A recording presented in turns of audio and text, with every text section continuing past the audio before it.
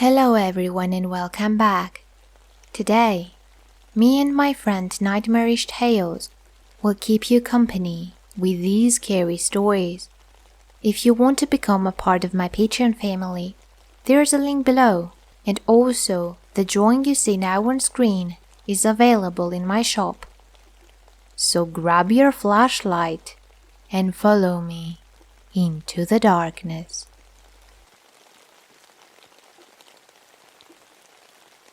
While I was at university, I found myself in need of a little extra cash for bills, food, the usual. No, I didn't go harvesting organs and creating urban legends. I started work in a bar. The bar in question was a student host spot despite being a 20 or 30-minute drive from the universities in our town. They would bus them in and then bus them home again. This was great news for me. As an employee, I could catch a free ride there and back home. The first night was utter hell. The bar manager was a firm believer in trial by fire, and by the end of the night, if anyone had lit a match too close to me, I would have been set on fire due to the amount of various alcoholic liquids on my clothes. I smelled like liquor for 2 days. I quickly settled into a routine there, and after proving I was quick on the uptake and could handle pretty much anything, the night crew gave me weekend work too. Awesome, more money. The first time it happened was when I was setting up a bar. The bar itself was more of a nightclub, a huge cavern of a room that could be divided into 3 by a series of doors. I was leader of top bar, which I didn't mind. This door meant only a small portion of my bar would be available, although there would be a creepy dark empty space behind me for most of the night. I had finished the bar setup and realized I had just enough time to run to the loo. It was cold in my bar that night. I guess the air conditioning was malfunctioning because I kept getting cold drafts down the back of my neck. I steeled myself for the quick run across the empty room, managed it, and found my way down the corridor to the girls' room. I'd never been in these ones before. Staff usually got shunted into the disabled toilet, so there was no wait time, and we could get back to our bars quicker. I noticed the mirrors were aged and a little tinted and speckled. I shrugged it off and put it down to the low lighting, then went about my business. There was a creak in the stall next to me. My bladder instantly went shy and tried to remember if I'd seen any of the doors closed. They'd been all open. The silence seemed to buzz, and a few faint threads of music started to bleed through the walls as the DJ warmed up. But I couldn't shake the feeling that there was someone in the room with me. I finished up and left the stall to go wash my hands. Something kept me from looking back. I did not want to look in the mirror. I would not look in the mirror. I got one of those awful little spine tingles and stared at my hands. As I washed them before fleeing the bathroom as fast as possible, another little gust of cold hit my neck on the way out. I couldn't shake the feeling I was being watched after that, or the feeling I was being followed when I went to collect my coat from the staff locker room. The second occurrence was at the end of a busy formal night. I was sent down one of the winding staff corridors to find our 60-year-old waitress. The corridor was very narrow and dark. Why waste money on lighting for staff? Anyway, I headed to the box room where they thought the waitress might be, but stopped outside the door. I could hear clinking in the washroom. She was still washing up from the sit-down dinner. I called out to her, but there was no response. Sighing, I headed further down the corridor. The light was on, so at least I won't fall over. The clinking carried on. Why on earth doesn't she just put them in the dishwasher? I wondered as I called her again. No response. I grumbled in my head unheritable thoughts about old people being hard of hearing as I rounded the corner to an empty room. The sound of clinking had stopped. I walked in fully, doing a circuit around the central counter as I checked the machines. All turned off. No dishes in the sink. Nothing that could made that noise I'd been hearing. I hightailed it back out to the rest of the bar staff and told my story to the manager. He laughed at me. Didn't you know? The others started laughing too. It's haunted. We've all had weird stuff happen to us. You get used to it. Well, Ted didn't. A huge guy nodded at me. Something tried to push me down the stairs one night. That wasn't too much fun. The others spilled out their tales too, being touched when they were all alone in a dark corridor, their names being whispered and other small happenings. That night, on the drive home, the minibus driver laughed at me when I mentioned it to him. The students put it down to dust, but one of the psychics we had in talked about an angry man trapped in the mirrored wall. She said he is the one that makes the lights on the photos. The only mirrored wall in the bar was the one right opposite where I worked. I refused to work alone in my bar after that.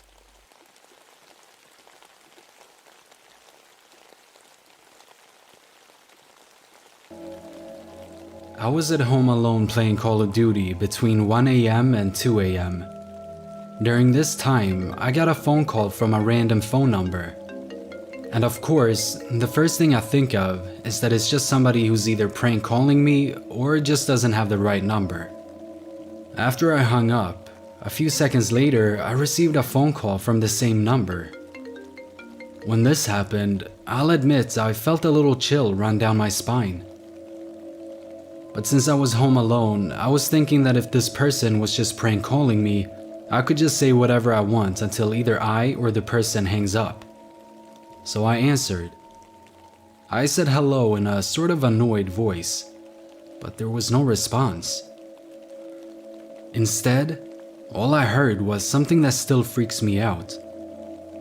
I heard what sounded like a cat hissing, but in a much deeper pitch.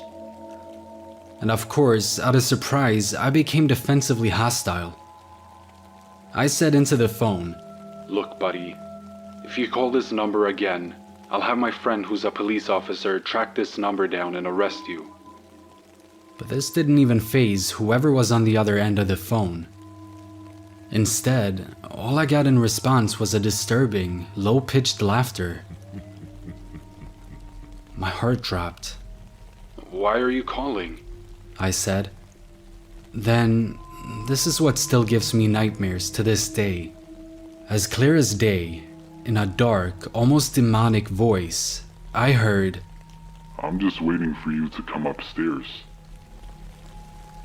Without hesitation, I ran out of the house and ran across the street to my friend's house and asked his dad to call my dad while trying to explain to him what happened at the same time. After he called my dad, my friend's dad called the police. They arrived in 5 minutes and found nothing upstairs, but they did find the back door open.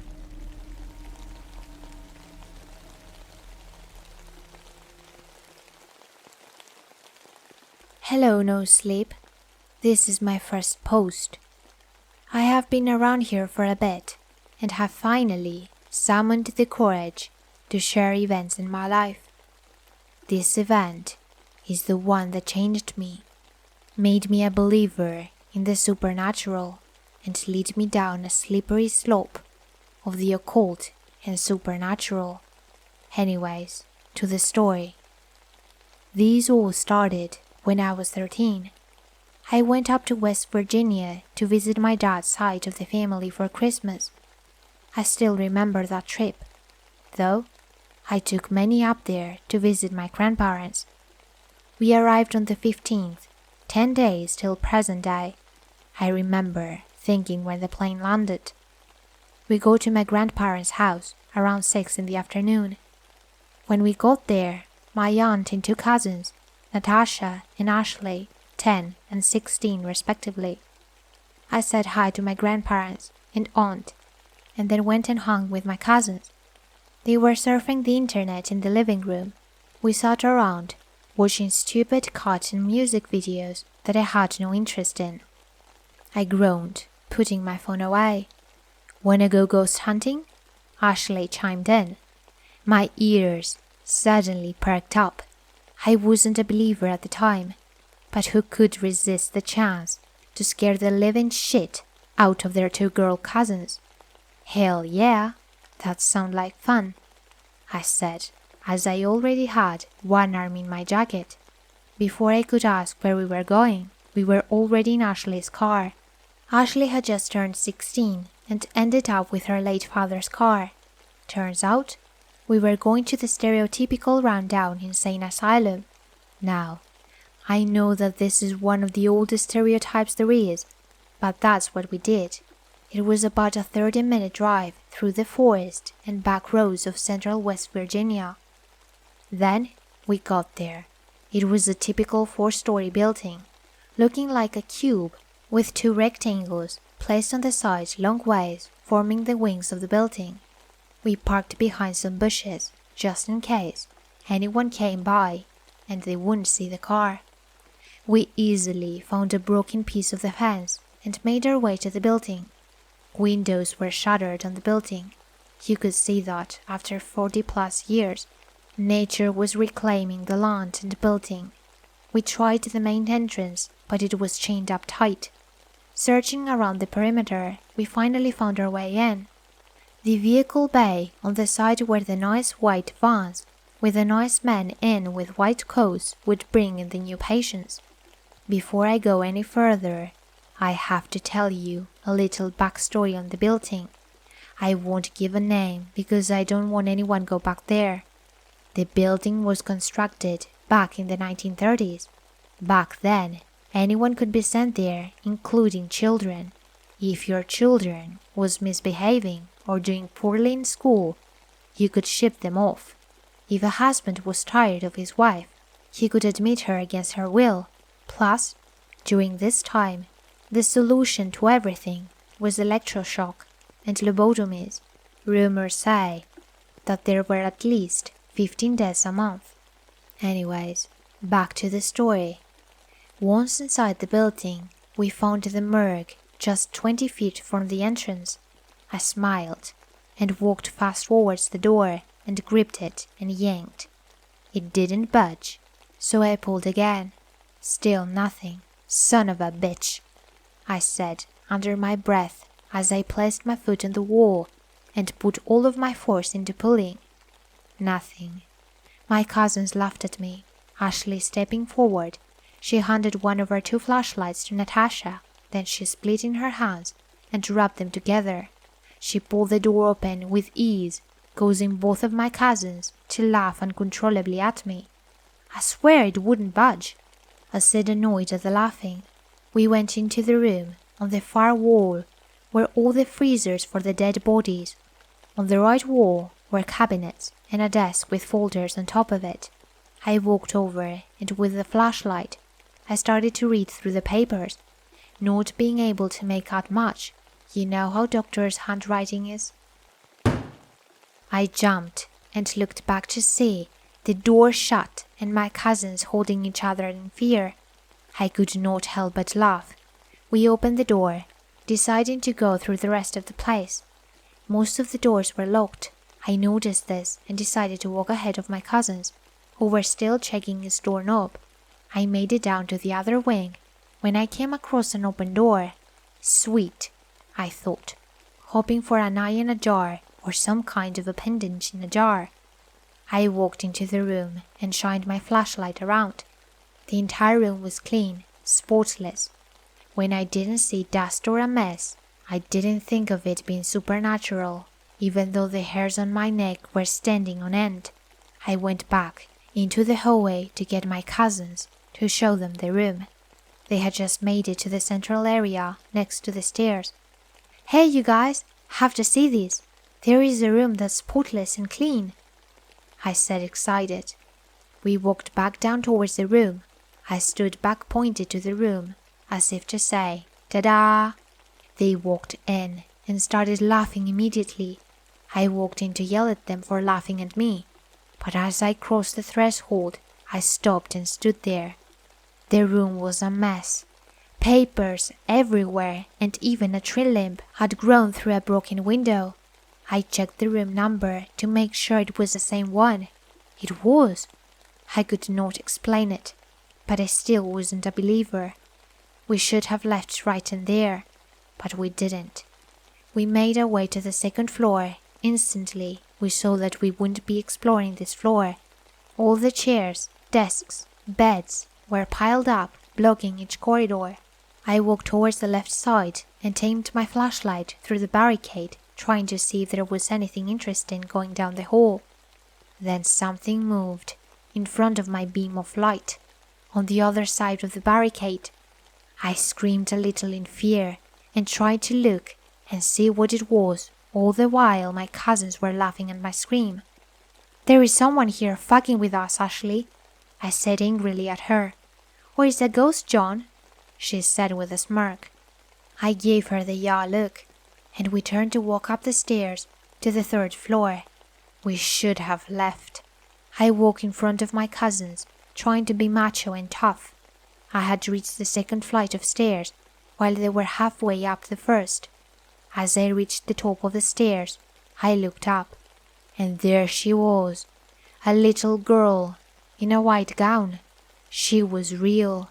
I saw every detail of her, but something was off. And then I noticed she was transparent. All this happened within a second. I screamed and fell backwards down the stairs, my cousins again laughing. "Did you see her?" I said, startled. "I see a rat," Natasha chimed in. They both immediately laughed, thinking the rat scared me. I got up and brushed myself off. It wasn't a rat. There was a little fucking girl standing at the top of the stairs. My cousins looked at me, laughing even more. I walked away in a rage down the left hallway. I could hear their footsteps right behind me. All the doors were locked, except the last one. When I reached it, I turned around to let them go in first. But there was nobody behind me. Instead, I saw their flashlight moving down at the far end of the other corridor. Whose footsteps did I hear? I thought. Then I felt it. I felt a hand hold my left hand. I didn't look, praying it was my little cousin, even though I knew the truth. I looked to my left, and there she was, the little girl from earlier, but she was different. Her face was dirty, and there was blood coming from the corner of her right eye. I yanked my hand away and ran screaming for my cousins. They turned and started running towards me. We met up in the center and started down the stairs. As we go to the next floor, down we saw the barricades explode outwards down the halls. All the while we could hear the giggling, like that of a small girl. That only sped us up, as we reached the main floor and ran down the hall to the vehicle bay. Every door behind us was opening and slamming shut, and the little girl still giggling. We ran out of the building and towards the car. Ashley and Natasha both looked for a break in the fence. I jumped in, cutting my arm on the fence on the way down. I honestly don't think I slowed down until I got to the car. I will never go back to that place, and no one else should.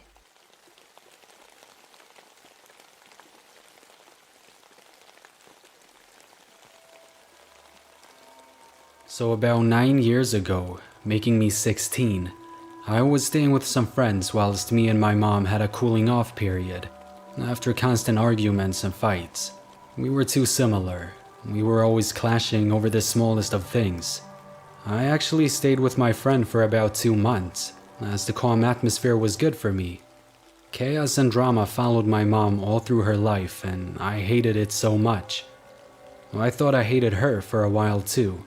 Teen angst, I guess. Towards the end of me living with my friend in a nice and relaxed atmosphere, mine and my mom's relationship started to get better. Distance makes a heart grow fonder and all of that. I texted her to say that I would pop over for a visit and see how she was and if this time apart was as happy and relaxing as it was for me. I know this doesn't seem like a normal mother and daughter relationship, but my mom was quite an intense individual, and this seeped into her parenting skills. She seemed weird and off with me when she replied, quite snappy and cold. We'd stayed in touch obviously while I was away, and although her mom skills weren't great, she still liked to stay involved best she could to make sure I was doing okay, which made this text seem weird. But like I said, we did argue and clash, so I assumed she was having one of her off days. Me being me, and only 16 at the time, took offense and thought, fine, be that way. So I didn't go over and see her or reply to her cold text. I just left it.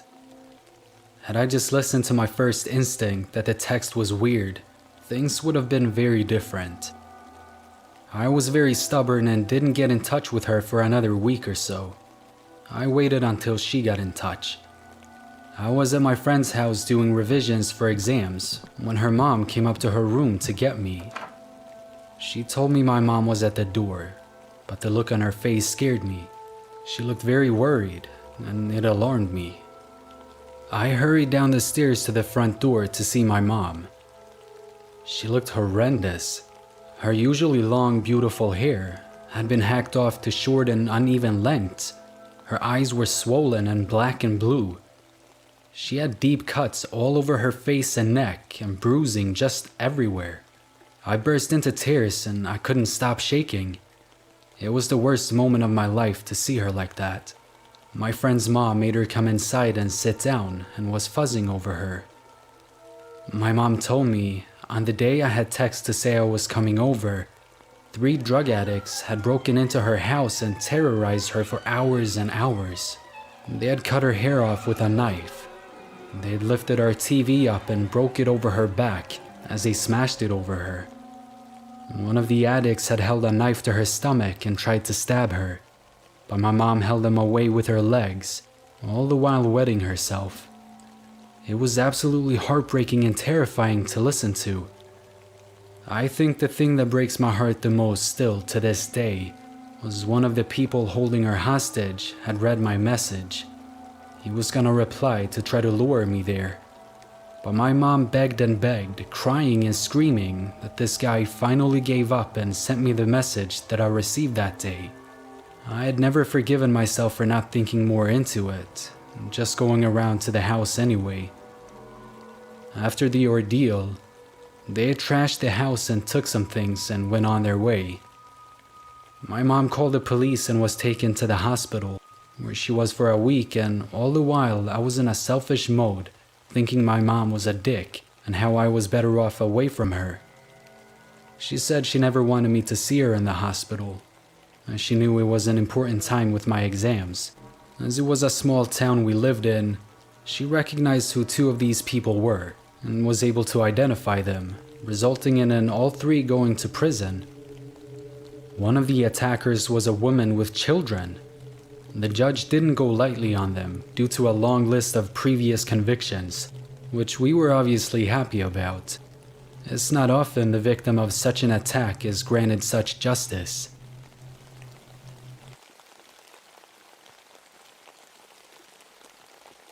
I am a 28-year-old female from Tennessee. This story happened to me when I was 6 years old. I can still remember every single detail, as if I went through it just yesterday. To this day, I am and will always be a paranoid person. My story was in the newspaper, and my mother still has the newspaper clippings of the incident. As a young girl, it was always just me and my mother. I have never had any contact with my father, so my mother was a single mother. She would have different boyfriends throughout my childhood years, and she would move me all over Tennessee with her. We happened to be living in southern Middle Tennessee at the time of the incident, and I will never forget it. Me and my mother would always go grocery shopping at the local Food Lion down the road from our house. The people who worked at Food Lion knew me and my mother as regulars, so we were always greeted warmly upon arriving once a week, sometimes even more. I was 6 years old, bright and a happy child. My mother taught me at a very early age that not all people are nice. My mother and me would play games riding in the car. My mother would say things like, "What was the color of that car that just passed us?" I would always be eager to answer, as I knew to pay attention to my surroundings, like she taught me. I later learned these skills she taught me about, being self-aware, would come at a terrifying point of a 6-year-old's life. As always, we would walk in the local Food Lion. My mother would grab a baggie, a southern term we use to describe grocery carts, and I would go to the donut case, grab 1 or 2 donuts, then proceed to the magazine aisle. This was a routine. Usually my mother would never let me out of her sight, but we knew the people in Food Lion, and we knew that they would keep an eye on little 6-year-old me. As my mother was shopping, I was sitting on the ledge of the magazine rack, reading the latest issue of a teen magazine while eating my donuts. I think the name of the magazine I always read was called J-Pop, which always had boy bands like Backstreet Boys and Britney Spears all over it. I used to love all of those musicians as a child, so I would stay occupied the entire time my mother grocery shopped, with my puppy love eyes oogling over the lovely Nick Carter's face. As I was reading my favorite magazine, out of the corner of my eye, I see a man. At first, I continue to read my magazine and pretend to not see him as he's walking by, but the man stops very close to me, picks up a magazine and smoothly starts flipping through the pages, trying to appear like he's interested. Even as a little girl, I knew he shouldn't be as close to me as he was, but pretended to still ignore him. About 3 minutes of him flipping, he looks over to me and says, "Hi, what are you reading?" I just look at him, proudly show him my twin magazine, then go back to looking at my magazine again.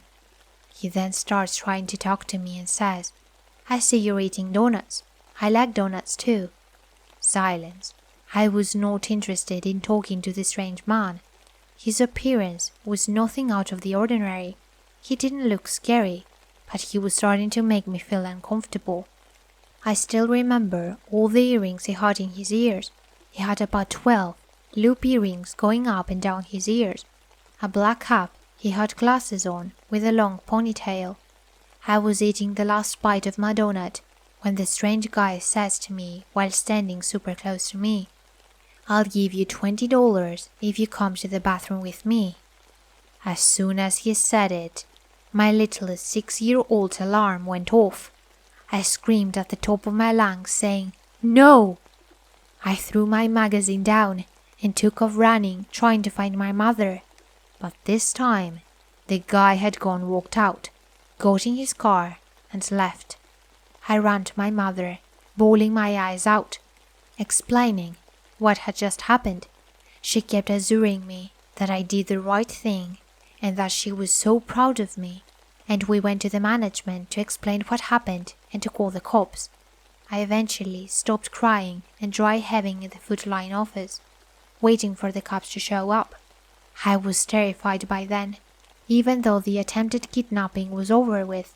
The cops questioned me and asked me what happened. I told them. We watched video of the man walking into Food Lion and also walking up to me in the magazine aisle. After he asked me would I go with him, after I screamed, the camera surveillance showed him take off running outside of the building.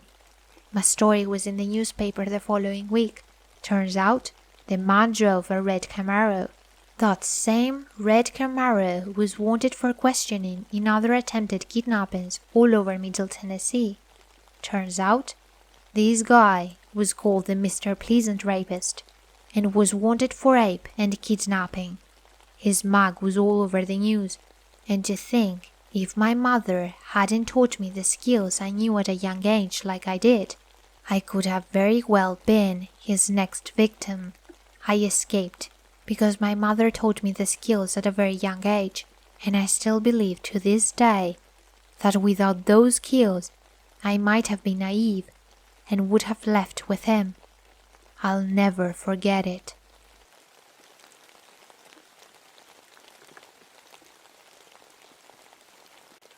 This happened about 5 years ago, in the area in which I grew up and back when I was up to no good.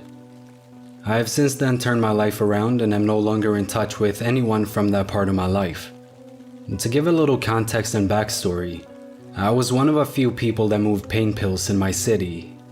Most people would import cheaply made pills from around the world, so you never quite knew what was in them.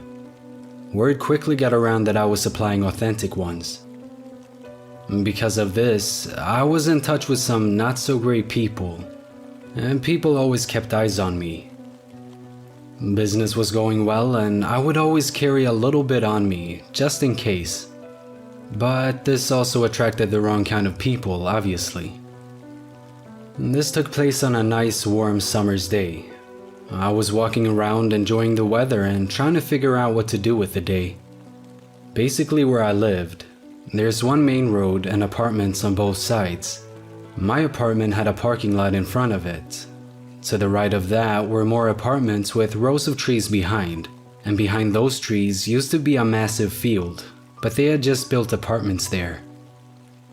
So I was walking through the trees on my way to a park when I heard gunshots to my left. I jumped to a very wide tree and hid behind it. At first, I wasn't sure what was going on, but then I could see the leaves from the overgrowth around the tree move with the gunshots. I waited for silence before I peeked from behind the tree. I saw a guy in one of the windows holding a gun.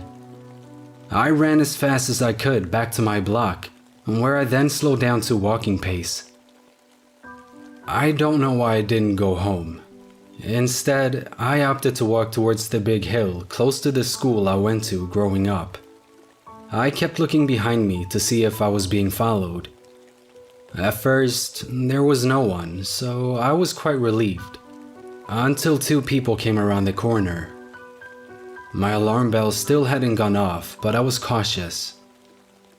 They split up slightly, which made my alarm bells go off slightly, and I started walking faster. They sped up too, and I saw one of them reach for something in his waistline. This is when I broke into a full-on sprint. As I ran to where my childhood friend lived, which was about a 3-minute sprint, I could hear both of them behind me. When I got to her apartment building, I punched in the code to enter. Wrong code. The codes changed a few times each year. I called her and luckily she was home and let me in. I explained my situation and stayed there for a few hours before I felt safe enough to walk back home. She offered to walk with me, but I didn't want to risk it and walk back by myself. It was one nerve-wracking walk.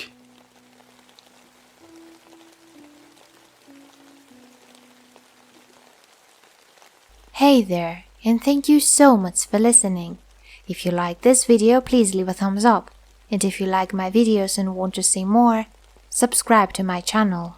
And I will see you all in my next video.